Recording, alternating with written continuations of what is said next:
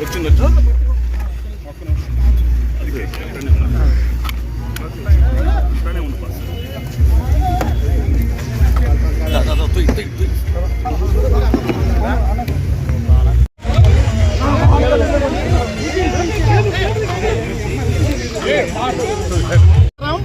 జోగి రమేష్ గారు, లేలపరెడ్డి గారు, దేవి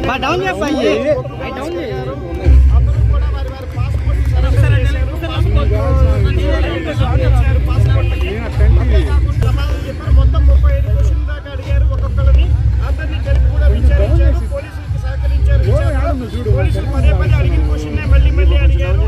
పోలీసులు బాగా హింసించారు, చేశారు. వీళ్ళందరినీ కూడా 1 గంట నుంచి సుదీర్ఘ కాలం పాటు 8 దాకా ఇప్పుడు ఈరోజు కూర్చోబెట్టారు. 9 దాకా మళ్ళీ 2-3 సార్లు రావాల్సి వస్తుంది.